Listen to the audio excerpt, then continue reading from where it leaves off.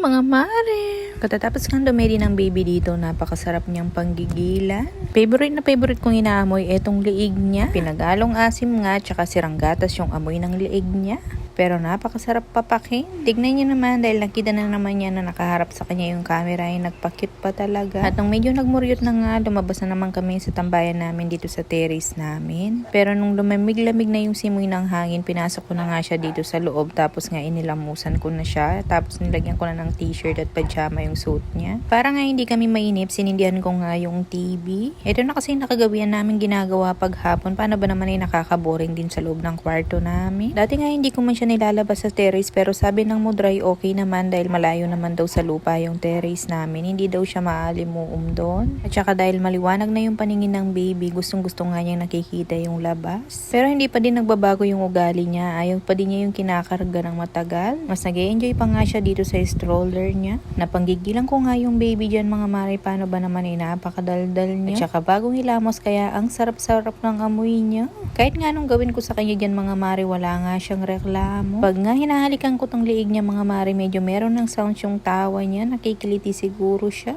Madalas nga ngayon pag hinihiga mo siya, tinataas niya nga yung ulo niya. Gusto na nga yata niyang umupo. Nuko, hindi pa man niya mabalik yung katawan niya pag nadapa siya, gusto niya yatang umupo. Napakasarap nga ng baby namin na yan, napakabait lang. Habang lumalaki yung baby namin mga mare, talagang kumukulot yung buhok niya. Tsaka may kwento ko lang sa inyo mga mare, nakakawalong boting number 4 na kami ngayon sa isang araw. Sabi nga ng Mudray, tigilan ko muna daw yung tiki-tiki. Baka naman maimpacho na yung baby namin.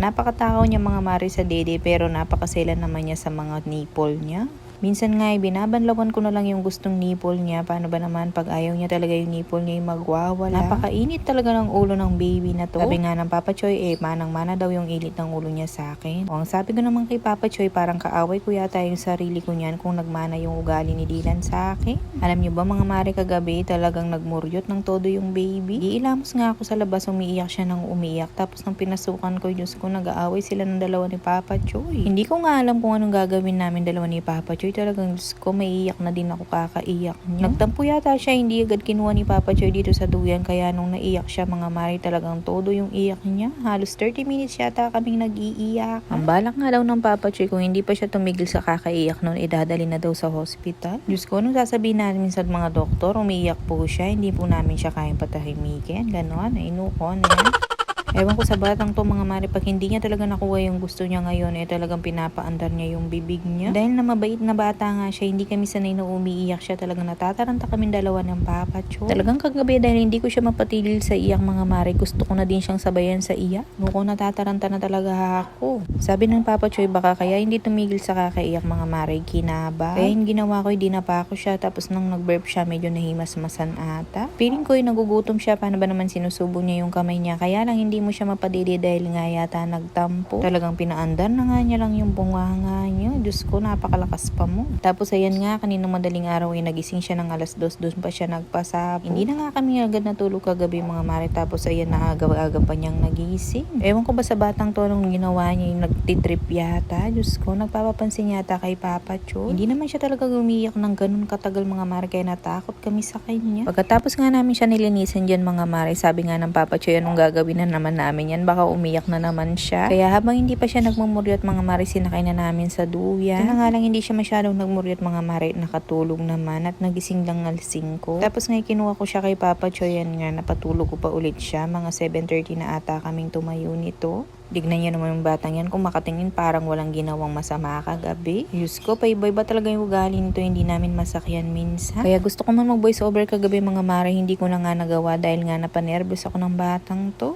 O siya mga mare, yun